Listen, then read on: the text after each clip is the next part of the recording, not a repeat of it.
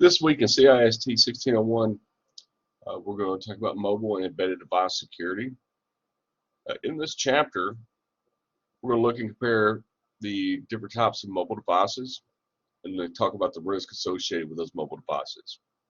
We're also going to look at some ways that we can secure a mobile device, and we'll look at different types of embedded systems and IoT devices and how we can secure those. First, we'll talk about types of mobile devices. Core features of mobile devices is they have a small form factor, mobile operating system. Most will have a wireless data network interface. They run apps that we acquire through different means, most of the time through an app store. They have local non-removable data storage and data synchronization capabilities with a separate computer or remote servers. Those are the core features of a mobile device. You do have additional features for mobile devices such as a GPS, microphone. You can set up a wireless personal area network. Maybe has removable storage media.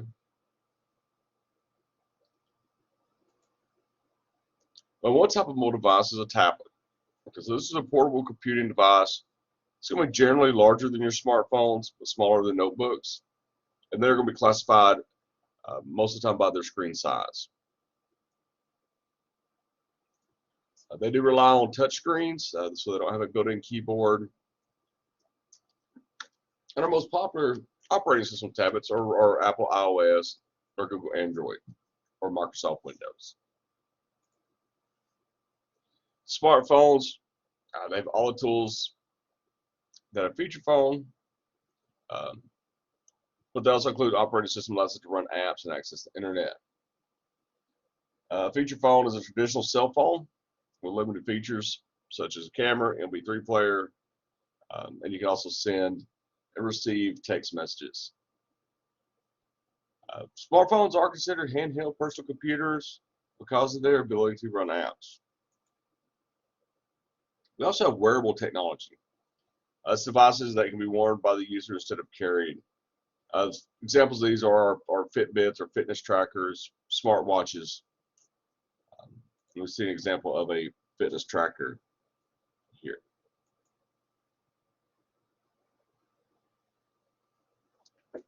Portable computers.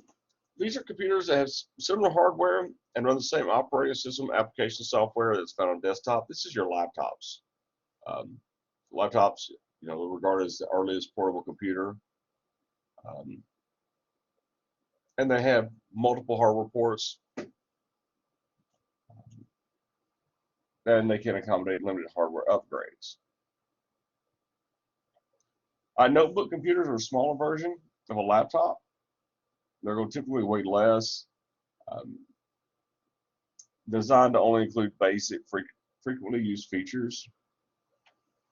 Then you have a sub-notebook computer.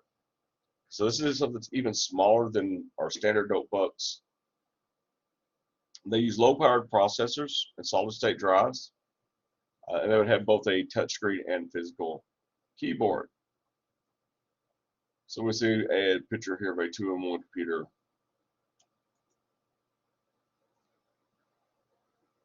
And we also have web-based computers. These contain a limited version of the Linux OS and web browser.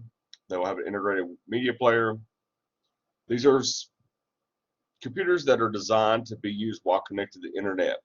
So your traditional applications cannot be installed on this. None of your user files are going to be stored locally. With these computers, you'll access web apps and you'll save your files on the internet. Wi-Fi is going to be your standard connectivity method for a lot of your mobile devices. Now there are other types that are supported, including your cell, satellite, infrared, ANT. That's a proprietary wireless network technology, or maybe USB connections as well. Now with mobile devices, a lot of organizations have started putting in different ways to deploy the security with your device or with a mobile device. So a couple of these model names, for example, the bring your own device that allows users to bring their own devices, their personal devices, their personal cell phone, personal laptops, into the business network and use those for business purposes. The employee access this, they have full responsibility for choosing and supporting the device. And so this is something that businesses may do if they have a smaller company or they've had temporary staff. Could be something where that it's allowed because of the user knowledge of that device, their comfort by using that device. Corporate owned, personally enabled model name, that's where the company has approved devices and the employee will choose from that list. And then from there, the company's going to supply that employee with that device. It's going to be paid for by the company, but the company then is going to decide the level of choice and freedom for the employees. A choose your own device lets you choose similar, where the employee chooses from a limited selection of approved devices. But in this case, the employee will pay the upfront cost for the device and the business will own the contract. And then here once again, the business is setting this up, they're choosing, they're approving the security, reliability, and durability of the devices, and then telling the employees this is the list you can choose from. A VDI, virtual desktop infrastructure, this stores the applications and data on a remote server, and through there it's accessed through a smartphone. So with this, the users can customize its display of data, same as if the data was residing on their device. This does provide a central management position place for the corporation, for the enterprise, so they can protect and manage the apps and data on the server, so it's not distributed straight to the smartphones. And then the last model we're going to talk about is corporate owned. It's where the device is purchased and owned by the enterprise. So the employees in this case, they use only the phone only for company-related business. And the enterprise, the business, they're responsible for all aspects of the device.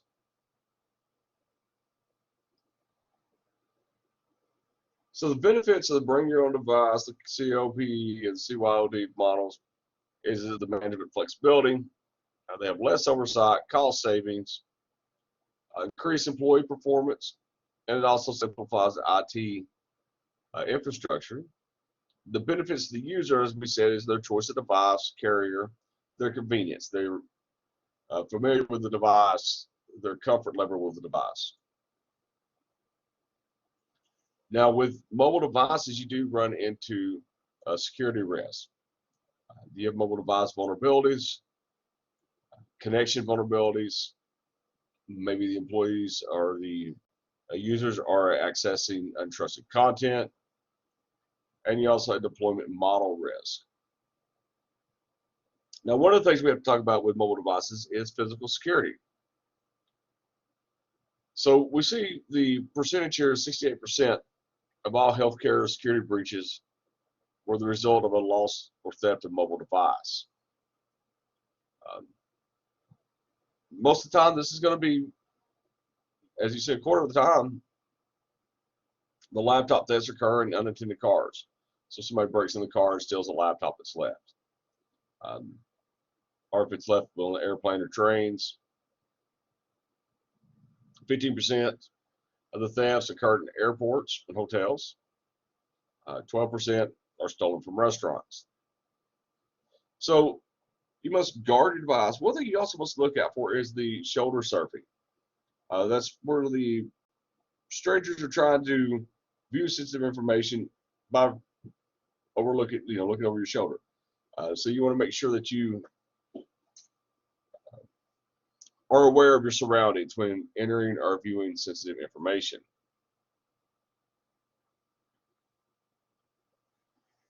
Now, there are limited firmware updates for mobile devices. Apple, for example, this is closed and proprietary architecture. So to update your firmware for this, you have to go through iTunes or through over-the-air updates.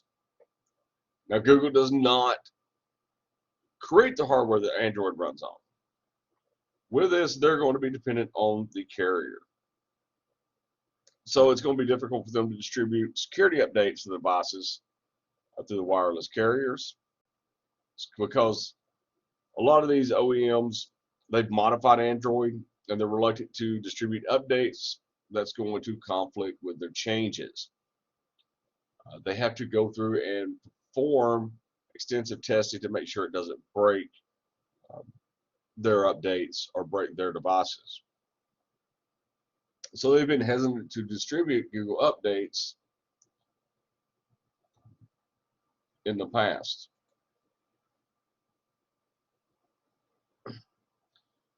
You can also have location tracking with mobile devices. Mobile devices have GPS that support geolocation, which is the process of identifying the geographical location of the device. This is something that is really helpful if you lose your device and you're able to go in and locate the location of the device. Now, using location service, they're also at increased risk of targeted physical attacks, because if that is compromised, the attackers can then determine where you're at and make plans to either steal the mobile device or inflict harm. Most of us carry our mobile devices, especially our mobile phones, with us everywhere. If it is compromised, the attacker could see that you're not, if you're out at a restaurant or out shopping, they can tell that you're not at your office or at your home and could target you there as well.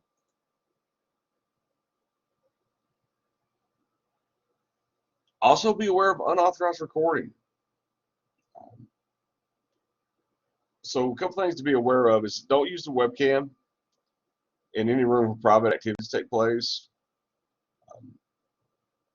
Recommend you place a piece of electrical tape over the lens of webcam when it is not in use. Watch your permissions. A lot of your apps will ask for access to your camera, your microphone, contacts, and so forth. Apps that have no need to have those permissions. So you want to make sure that you only give those permissions to the apps that are going to require them. And also periodically go back and review the app's permissions on the device and turn off any permissions that are not necessary for that app. Malware can be downloaded onto your devices that can turn your webcam into a room bug, to where it can capture not only video but also the audio as well. So you want to make sure that you are aware of using a webcam, and also be aware of some other connection vulnerabilities such as tethering. That's a mobile device with an active internet connection, and it can be used to share that connection with other mobile devices through Bluetooth or Wi-Fi. The vulnerabilities is that if it is that your mobile device, if it's unsecured, it may infect other tethered mobile devices or even onto your corporate network. USB on the go, that's a mobile device with a USB connection. It can act either as a host or a peripheral that's used for external media access. Vulnerability to this is, once again, if you connect mobile devices as a peripheral, you connect it to an infected computer, it could allow the malware to be sent to the device. Also, what's connecting to a private or public network, the vulnerability is that networks are beyond the control of the organization. So that does open up for attackers to eavesdrop on the data transmissions and also maybe be able to view sensitive information.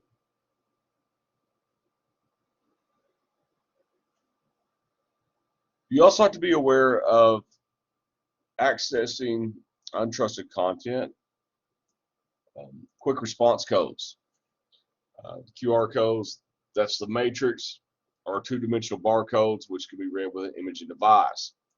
Now, a lot of these are legit. They're going to take you to a website. They'll give you more information. It's just a quick, easy access to access the data you're looking for, the information you're looking for. Once again, with the increase in convenience, we will see a decrease in security. So we do have to find a healthy medium for that. So with the QR code, the danger of this is that the attacker can create an advertisement listed every reputable website, but they can include the QR code that contains a malicious URL. So what that does is going to redirect your browser. Instead of going to the legit website, it's going to go to an imposter website or to a site that's going to download malware.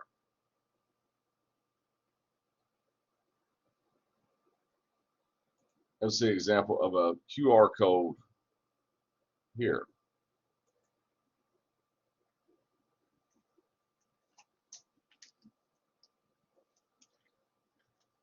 All right, SMS services text messages have a maximum of 160 characters.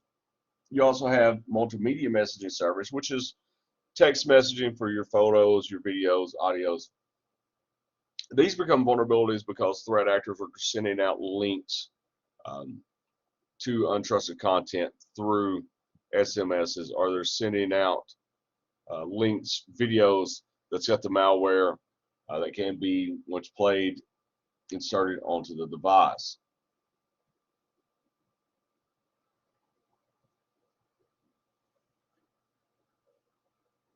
All right, so we do have some risks that are associated with enterprise deployment models.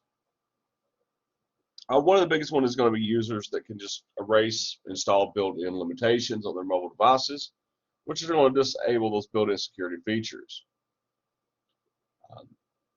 Also, another security risk is that these mobile devices, personal mobile devices, are going to be shared a lot of times between family members. You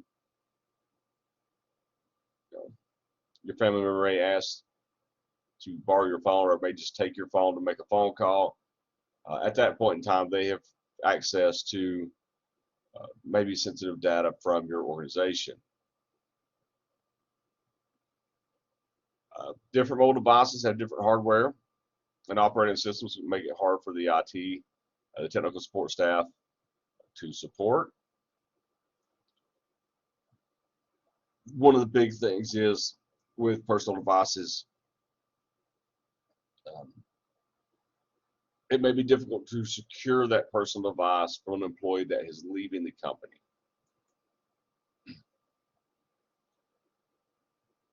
Now, there are some steps we can take to secure mobile devices. One is the way we configure the device. There are also mobile management tools that can be developed or deployed. And you can also configure the device app security. Now, a way you can do this with configuration is to disable any unused features. So you can disable these features that are not supported by the business use of the phone. You want to make sure that, in this case, you would probably disable Bluetooth wireless data communication to prevent the blue jacking or blue snarfing. Also, use strong authentication. Put a lock screen, require a strong passcode. Have a screen lock set up, which that prevents the device being used until the user enters the correct password. And you would set this after a period of inactivity. You can also set up the screen lock so that after a certain number of failed attempts to access the phone or the device, you can extend the lockout period, or you can reset it to factory settings. Now there is a way you can do the context-aware authentication. That's where the device automatically unlocks and will stay unlocked until a specific action occurs. The passcode, but this can be something like a PIN number, 4-digit PIN number. It can be a way you swap on the sensor, or you may have to draw a specific pattern of connected dots. So this goes back to authentication. We talked about this is something you know. The fingerprint is your biometric, something you are. And we see here the swap pattern as well. So you would have to swap to unlock the phone.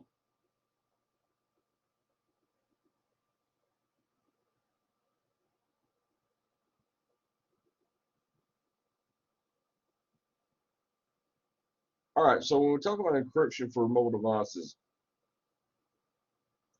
there are some loopholes in which the data can be accessed when the data is in transit or remote data at rest. So data in transit, the carriers they've built surveillance capabilities onto their network, which allows law enforcement agencies to collect data in transit.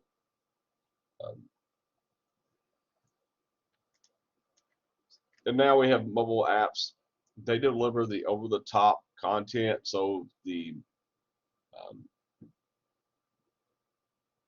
carrier is not directly involved in this. So this content is going to be delivered over the internet. Now, remote data at rest. This is where Google and Apple, they have the decryption keys to access all of the data that's unlocked or stored on their servers. So this is where if your data is backed up on the iCloud or the Google server, that the courts can go to Google or go to Apple and get a warrant and try to access that data through them. Storage segmentation is where you separate your business data from personal data. Containerization is separating storage into separate business and personal containers and managing each appropriately. Now, the advantage of the storage segmentation is it helps the companies avoid data ownership privacy issues and also legal concerns regarding a user's personal data. So it allows the company to delete only the business data when necessary without touching the personal data.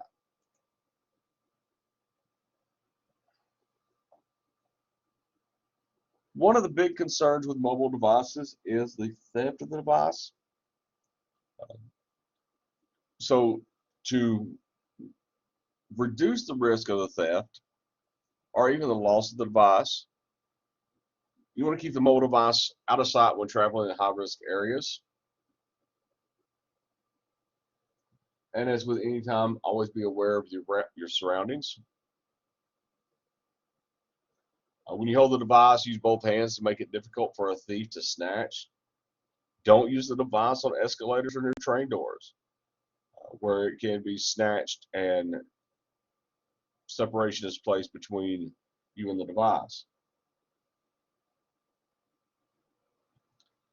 White or red headphone cords, they may indicate you're connected to an explosive device, so you want to consider replacing that cord. Now, if a theft does occur, do not resist or chase the thief. Okay, contact law enforcement. Now, if you have devices lost or stolen, you do have options. There are security features that can be enabled to locate the device or even limit the damage that we'll look at on the next slide. If it is lost or stolen, it may be necessary to perform a remote wiping, so would you erase the sensitive data that's stored on the device. Now, we can also use some different security features such as an alarm, which even if the phone is on mute, the device is on mute, the device can generate the alarm.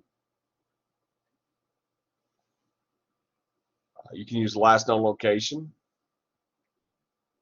So if the battery is charged to less than a specific percentage, it can be indicated on a map where the device's last known location is. You can use locate security feature where the current location of the device can be pinpointed on a map through the device GPS. Remote lockout, that's where the device can be remotely locked and a custom message be sent to the display screen. The thief picture, okay, so this is where after the thief enters the incorrect password 3 times, they'll have their picture taken through the device's onboard camera and it will email to the owner of the device. Okay, so now we're going to talk about mobile management tools. The support tools here, we've got device management, application management, and also content management. So mobile device management, these are tools that allow a device to be managed remotely by the organization. These are usually going to involve a server component. It's going to send out the management commands to that device, and you also have a client component that's going to receive and implement the management commands. This is where an administrator now can perform over-the-air updates or configuration changes to one device. Some of the features that an MDM tools provide, it allows you to rapidly enroll new mobile devices or remove devices. That's called onboarding and offboarding. With this, you can apply or modify default device settings. You can enforce the encryption settings, the antivirus updates, patch management. You can put out the acceptable use policy, which will require the user to accept before allowing access. Configure email, calendar, contacts, Wi-Fi, and VPN profiles. You can also use this to discover devices that are accessing the enterprise systems. You can approve or quarantine new mobile devices. You can distribute and manage any public or corporate apps. Any updated documents, corporate policies, it can be securely shared or updated through a mobile device management tool. Maybe you can detect and restrict jailbroken and rooted devices. You can selectively erase corporate data. And you can also use this to send a text message to selected users or a group of users.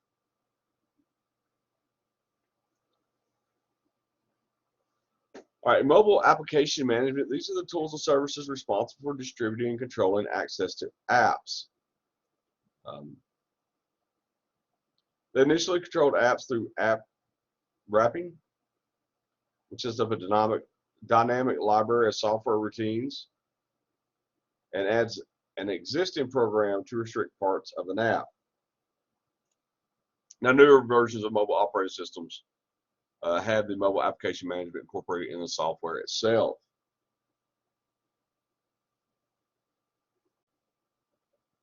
Content management is used to support the creation and editing or modification of digital content by multiple employees. A mobile content management system that is tuned to provide content management to hundreds or even thousands of mobile devices that are used by employees in an enterprise. Now, not only do we have to make sure that our physical devices are secure, we also want to make sure that our mobile apps are secure as well.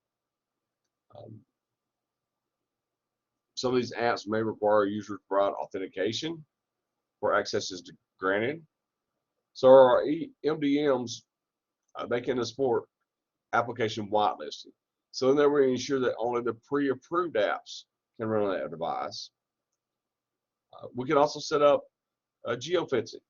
So we use the GPS of the device, so we define a geographical boundaries where the app can be used.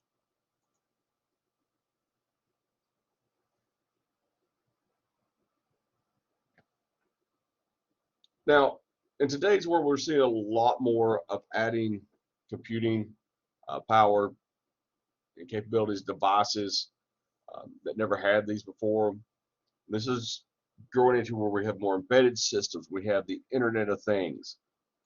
So embedded systems, this is where a computer hardware or software is contained within a larger system that's going to be designed for a specific function. So we're seeing this in medical devices, aircrafts, vehicles, HVAC environmental systems, industrial machines.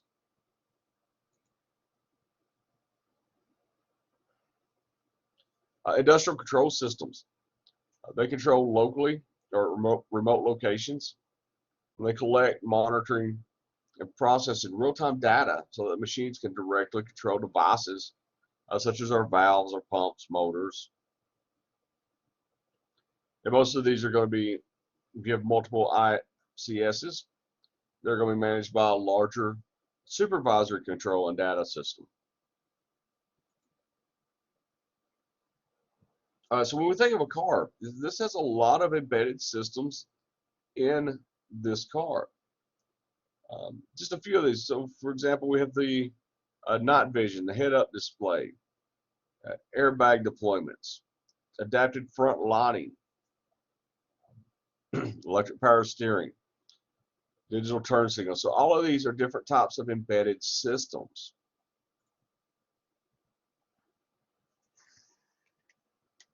Now we also have to talk about a system on a chip. That's where all the necessary hardware components are contained on a single microprocessor chip.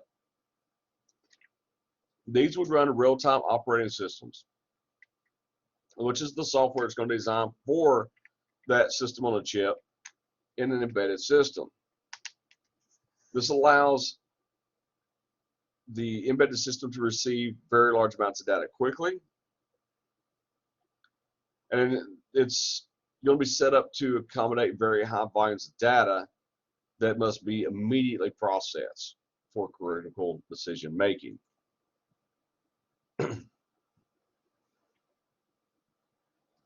All right, Internet of Things can be defined as connecting any device to the Internet for the purpose of sending and receiving data to be acted upon.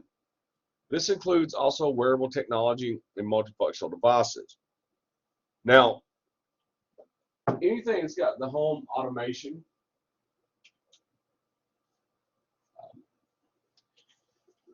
things such as your thermostat, coffee makers, tire sensors, electric toothbrushes, washing machines, headphones, light bulbs, all of this is going to be considered part of the Internet of Things.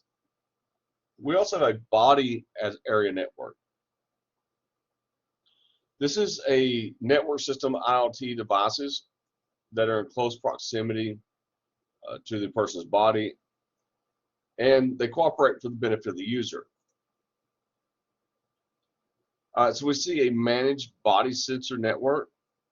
All right, so they're, in this case, the blood pressure, the glucose, toxins, EKG, vision, hearing, all is being monitored through the network, through the devices, and sent to the doctor.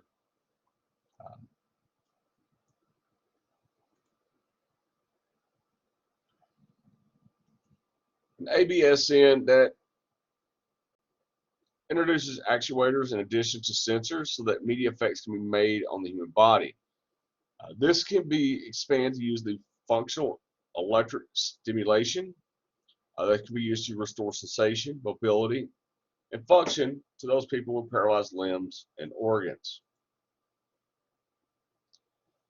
Now, with the embedded systems and IoT, they are vulnerable. A lot has to do with this with manufacturing, because IoT vendors, a lot of them are more concerned with making the product as inexpensive as possible. So they leave out security protections. So they don't have the capabilities implemented. They have notorious weak security. And few of the IoT devices have been designed with the capability of being updated to express or to address the exposed security vulnerabilities. Now, the IoT and embedded systems, though, can receive patch updates often. That ones that can, they often do see a long gap between the discovery of the vulnerability and the patch being applied.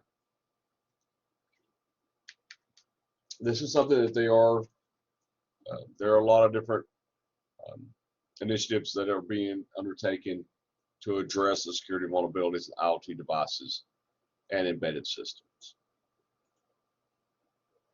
All right, so chapter 10, we discussed what a mobile device is, different types of models that an organization may use to deploy mobile devices.